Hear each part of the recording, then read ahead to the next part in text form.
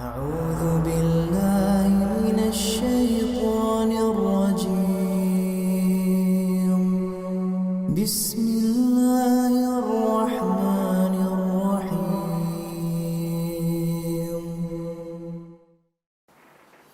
Baik, selanjutnya adalah kita akan membahas tentang tahapan yang berikutnya, yaitu tawaf. Sebelum kita menjelaskan secara detail apa saja yang harus dilakukan oleh jamaah haji atau jamaah umrah di saat tawaf, alangkah baiknya kita akan bahas tentang keutamaan tawaf ini. Yang pertama, tawaf ini adalah salah satu ibadah yang sangat mulia. Dia adalah bagian atau rangkaian dari ibadah haji atau ibadah umrah. Namun, khusus pada ibadah tawaf ini ada keutamaan-keutamaan yang diberikan oleh Allah Subhanahu wa taala. Termasuk keutamaan yang pertama dari ibadah tawaf ini, ibadah tawaf adalah ibadah yang sangat mulia di sisi Allah Subhanahu wa taala.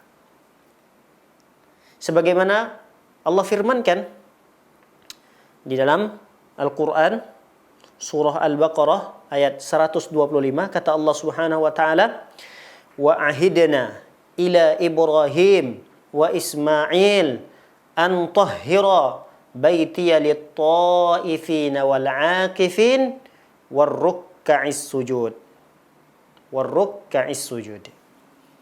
Kata Allah Subhanahu wa taala, kami perintahkan kepada Nabi Ibrahim, kepada Nabi Ismail alaihimassalam.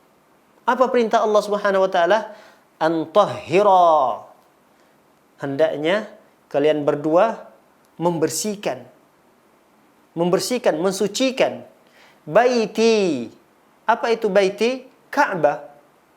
Tempat di mana kaum muslimin akan beribadah tawaf, mengelilingi Ka'bah tersebut. Itulah yang dimaksud dengan baiti, rumahnya Allah Subhanahu wa taala. Bagi siapa? Lit-ta'ifin, bagi orang-orang yang tawaf. Kemudian wal-'akifin, bagi orang-orang yang akan beriktikaf. War-ruk'is sujud, dan bagi orang-orang yang akan rukuk dan sujud di tempat tersebut. Ini yang pertama, bahwa ibadah tawaf adalah ibadah yang sangat mulia. Keutamaan yang kedua dari ibadah tawaf ini adalah sabda Rasulullah sallallahu alaihi wasallam yang menjelaskan bahwa keutamaan orang yang tawaf sama seperti orang yang memerdekakan hamba sahaya. Rasulullah SAW menjelaskan dalam sebuah hadisnya riwayat Al-Imam At-Tirmidzi,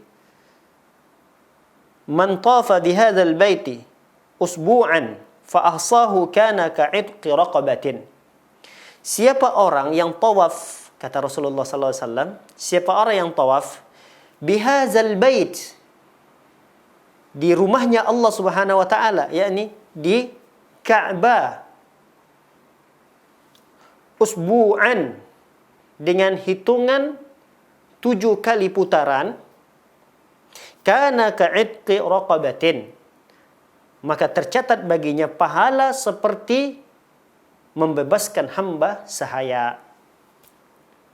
Ini adalah keutamaan yang kedua. Kita tahu bahwa keutamaan membebaskan hamba sahaya adalah ibadah yang sangat besar, memiliki keutamaan yang sangat agung.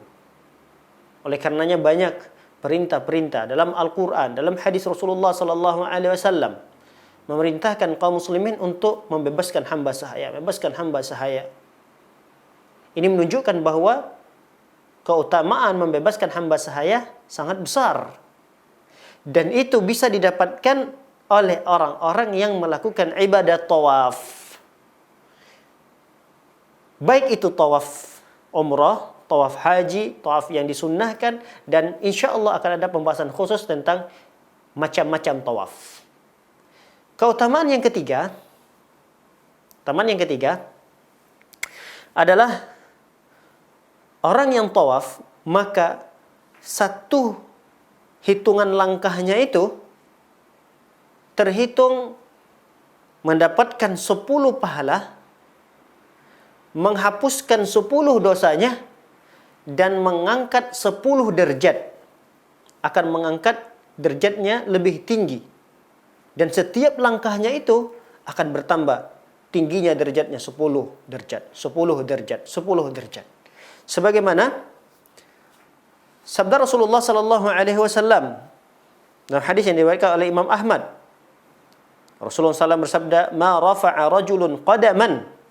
Tidaklah seseorang mengangkat kakinya, dia angkat kakinya, wala wada'aha, dan tidaklah seseorang menginjakkan kakinya, satu kakinya diangkat, satu kakinya masih terinjak di bumi.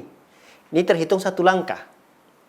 Illa, kecuali, kutibat lahu 10 hasanat, akan tercatat baginya mendapatkan 10 pahala. Wa hutta anhu 10 sayyiat, dan tercatat baginya pengampunan Allah Subhanahu wa taala dari 10 dosa dan kesalahannya. Wa rufi'a lahu 10 darajat, dan terhitung baginya pula pengangkatan 10 tingkatan, 10 darjat. Subhanallah. Ini satu langkah. Bayangkan berapa langkah kaki Anda ketika menghabiskan satu putaran di saat tawaf itu. 100 langkah, 200 langkah, bahkan mungkin melihat kepadatan jumlah jamaah haji atau jamaah umrah, dan kita tidak bisa melangkahkan kaki dengan langkah biasa, mungkin akan diperkecil langkah tersebut. Dan ingat, satu langkah yang dilangkahkan oleh orang yang ingin tawaf, 10 kebaikan, 10 pahala tercatat baginya, 10 dosanya terhapuskan, dan diangkat derajatnya, dan diangkat 10 derajat bagi orang tersebut. Ini keutamaan yang ketiga. Keutamaan yang keempat bagi orang yang tawaf adalah bahwa orang yang tawaf itu sama seperti mengerjakan ibadah salat. Tawaf yang dia lakukan 15 menit, bahkan mungkin setengah jam dia melakukan tawaf tersebut, maka itu disamakan seperti ibadah salat. Sebagaimana sabda Rasulullah sallallahu alaihi wasallam mengatakan dalam riwayat Imam Ahmad juga, Rasulullah SAW bersabda, innamat tawafu salatun, fa idza tuftum fa'akillul kalam. Rasulullah SAW mengatakan, sesungguhnya tawaf itu adalah solat. Maka apabila di saat kalian tawaf, fa'akillul kalam, sedikit durasi berbicara. Artinya, habiskan waktu di saat tawaf itu beribadah kepada Allah dalam bentuk zikir, membaca doa, atau membaca Al-Quran. Walaupun diperbolehkan di saat tawaf kita berbicara, ngobrol boleh, tidak ada masalah. Ngobrol dengan istri ngobrol dengan suami, seseorang ngobrol dengan temannya di saat tawaf, tidak ada masalah. Tapi obrolannya itu harus diperhatikan. Yang pertama tentang sesuatu yang baik tentunya. Sebagaimana sabda Rasulullah SAW dalam hadis yang lain, fala yatakallamanna illa bi khair. Janganlah kalian berbicara di saat tawaf kecuali pembicaraan yang baik-baik saja. Adapun pembicaraan-pembicaraan yang tidak penting, apalagi pembicaraan tersebut menjurus kepada bau-bau porno, na'udzubillah, atau menjurus kepada hal-hal yang kotor, maka itu wajib untuk ditinggalkan. Jadi, salat atau tawaf, yang ibadah tawaf ini sama dengan salat, diperbolehkan untuk ngobrol, tapi usahakan untuk diperkecil durasi obrolan kita tersebut, dan usahakan tidak ngobrol dengan teman kita atau dengan istri kita atau dengan anak kita, kecuali hanya sedikit dan perkara-perkara yang penting saja.